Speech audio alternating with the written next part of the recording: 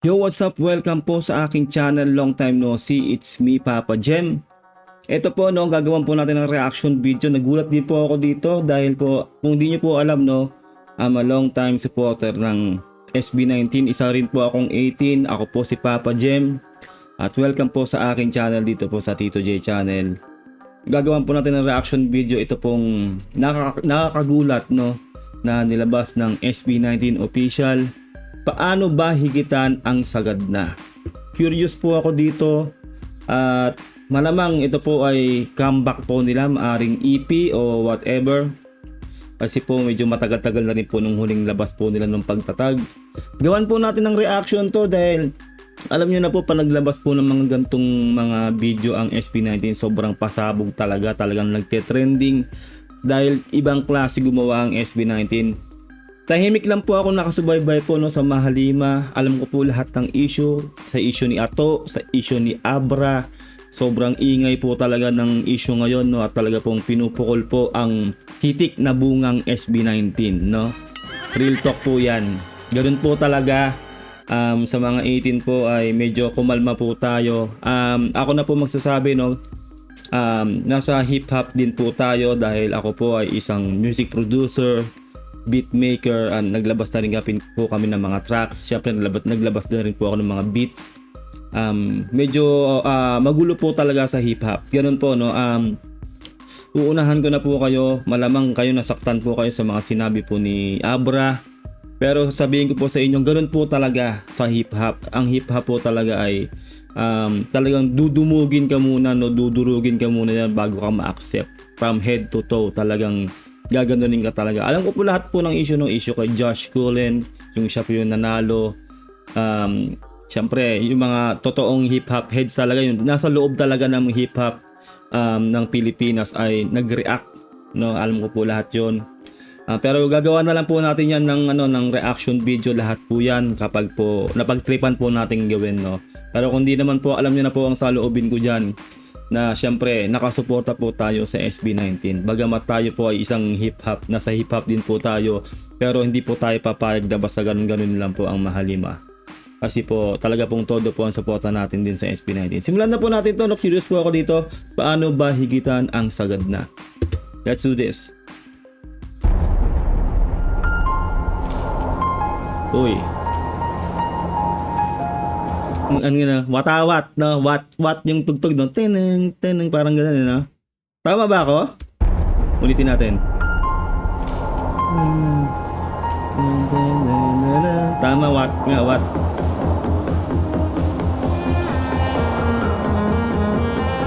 Uy, kalakal naman yun, no? Anong iba kami paglabas ang pera pag kami nagtitinda, ganun ba yan? No, correct me if I'm wrong, ha? Medyo naano ko lang yung parang piniplay nila rito yung mga current tracks nila, no, sa kanilang kumbaga ito po yung mga kanilang mga hit, no, sa kanilang albums.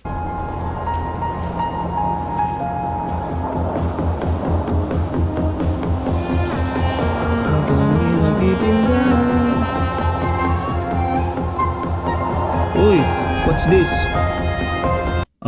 Okay, ito yung boombox, no? Boombox, saan ba may ganito? Sa Wyatt, no? Correct me if I'm wrong, ha? Kasi to, unang panood ko po to, Wyatt, no? Kumbaga sinisignify po ito, Wyatt. Ito pong upuan, medyo hindi ko po alam kung upuan nga ba to? Tama, parang sopa, no? Hindi ko po medyo alam kung anong sinisignify na kanta nila yan. Kung ano lang pong mahagip po natin, no, na medyo mariremind natin, yun lang po yung contribute ko. Uy, ano yun? Uy, yung kalakal, oh. Di ba po, no?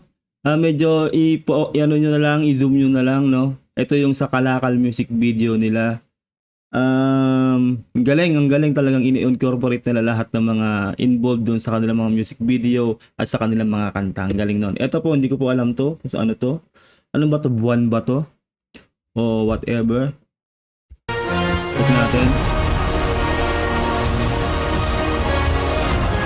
Nice, ha? Nice. Ooh, okay. Parang ito yung loob nung yung bilog kanina. Correct me if I'm wrong ulit po, no? Yun lang po yung pagkaka-interpret ko sa nakikita ko. Ito na po yung loob siguro nung bilog kanina. Parang ito yung minahan. Ito po yung sa ano, 'di ba? Yung sa Gento. Okay. Pero bakit may mga dugo-dugo? Grabe bloody. Anong nangyari dito sa minahan? May ibig sabihin yan. Alam naman natin ang SB19 may ligsid sa mga riddle-riddle. Okay. Oo, yung puno ng pagtatag.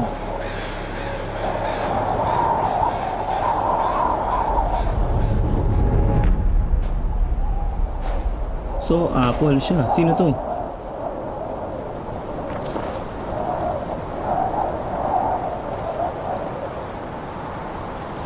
Okay. Okay. Oops, teka lang I-rewind natin yun medyo mapaglaro din po ang utak ko no? Rewind natin ng onte. Sa tingin ko, hindi ko lang matandaan kung saan yung si Stel na nag-ano siya ng mga ng mga buto. 'Di ba? Nag-ano siya ng buto noon. Sa what ba yun or whatever sang video. Tapos ito na tumubo na siya. Sa tingin ko ito po interpretasyon ko lang po to Tumubo na siya, ito na yung puno. At yung pinulot niyang mansanas, yung kanina, yun na yung bunga.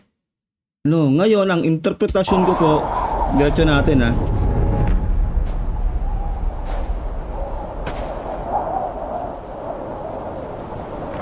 Ngayon, ito pong interpretasyon ko dyan, yung bunga, nalaglag yung bunga kasi nga, sila kumbaga, interpretasyon ko dyan, sumikat na sila. Nakilala na sila sa buong mundo. Ngayon, yung bunga nila, kumbaga, may kumuha na. Yung interpretasyon ko lang po ito, kinuha na yung bunga nila, tapos, kumbaga, ginagaya na sila, parang ganon, kumbaga sumusunod na sa yapak nila, o pwede ring, ini-steal na yung glory nila. Na parang ganun po parang hindi ko po alam kung ano pong nirepresent itong babae, pero parang ganun po yung interpretasyon ko parang nagbunga na sila, kumbaga hitik na sila sa bunga, kumbaga eto na siguro yung panahon na talagang nakita nila na lalo po yung nangyayari ngayon talagang pinupukol na talaga sila ng maraming hit, parang ganun tapos kasi nga sila yung sikat 'di ba? Alam na po natin yung kasabihan, 'di ba? Kapag hitik ang bunga, yun yung mga pinupukol, 'di ba? Ganun po 'yun Parang ganun po yung nabi-visualize ko po dito sa interpretation na po ng video na 'to. Bilang may kumuha ng bunga, Tapos tumingin siya sa taas kasi nga hitik na yung bunga. Sila kumbaga sikat na sila, andun na sila sa tugatog. 'Di ba? Kaakibat kasi ng pagsikat, yun yung mga bash, yung mga tawag dito, mga hate. Kasi nga inggit, yung gano'n may ganong ewan ko yun lang po yung interpretasyon ko. Ewan ko lang ko para sa ng mga interpretasyon. Okay. Ba't tatlo lang? Okay, 5 sila. Wait. So si Justin, si Stel, eto si Pablo, leader, nasa gitna talaga. Si Josh. Tapos ito talaga si Philip talaga o si Ken, talagang hindi nagpapakita ng mukha, Para si kami na to introvert Saka medyo nakakapanibago, parang si dito. Si Josh parang siya, fully blonde, Tapos si Pablo medyo may bigote at balbas. Ito syempre gwapo talaga, Gwapo rin talaga to si Stel. At si Justin, parang may si Justin dito, para siyang mayroon siyang may bigote rin siya dito na diretso sa balbas, At saka tawag namin doon sa padiretso ng balbas. Tapos parang wala siyang eyeball. Grabe, Parang parang silang disciples, Kung titingnan mo dito, Parang parang nasa Bible, ganun yung datingan nila dito, Ang angas talaga na pag naglabas ng ganito yung SP19.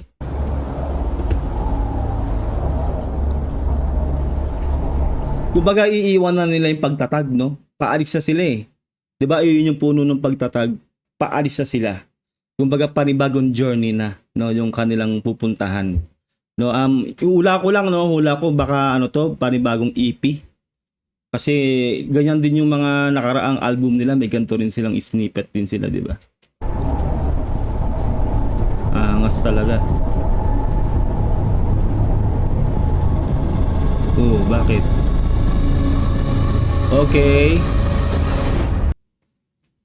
Kinilabutan ako doon, ha. Medyo ito po yung interpretasyon ko doon, ha, di ba? Huminto si Pablo, di ba? Huminto siya at lumingon siya. Parang naramdaman niya. Ito po yung sa akin, ha. Parang naramdaman niya na merong kumuha ng bunga. 'Di ba? Parang meron ng kumbaga porket paalis na sila, 'di ba? Paalis na sila sa pagtatag eh. 'Di ba? Siguro panibagong era na 'to eh.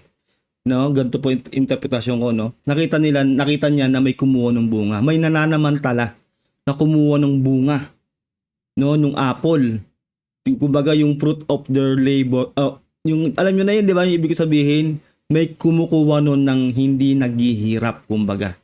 'Di ba, nang hindi dumadaan sa pinagdaanan ng SB19. Parang ganoon yung interpretasyon ko dito. Kaya lumingon si Pablo kasi 'di ba nung kinuha ng babae yung apple bilang humangin, 'di ba? Kasi nga paalis na yung SB. Tapos kumbaga sa spider sense, no. na spider sense ni Pablo na may kumuha nga ng bunga. Kaya siya lumingon. Ito lang po yung interpretasyon ko dito, no.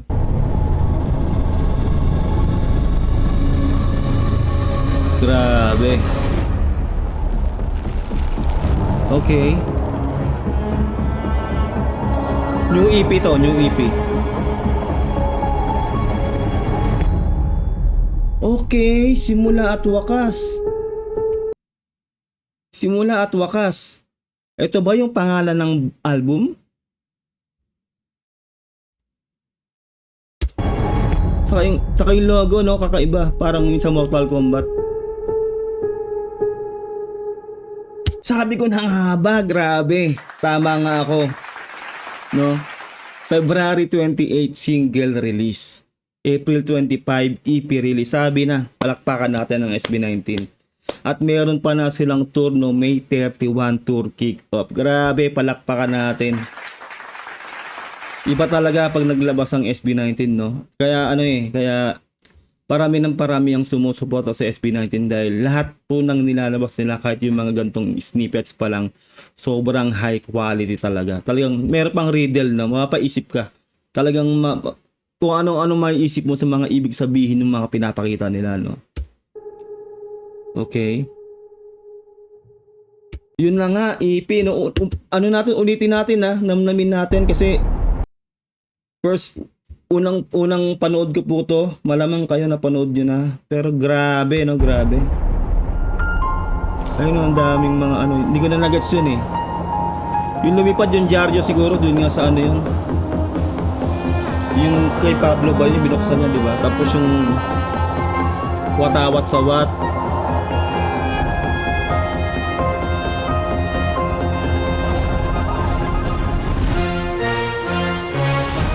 Grabe yung SB19 talaga.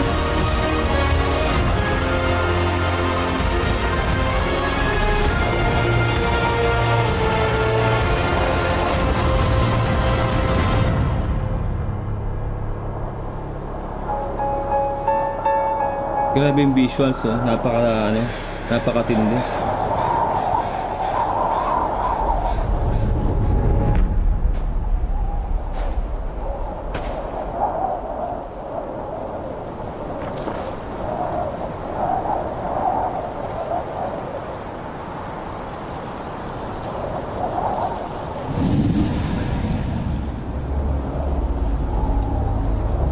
Parang Jerusalem yung dating, no? Parang nung nasa Bible, ganun yung datingan,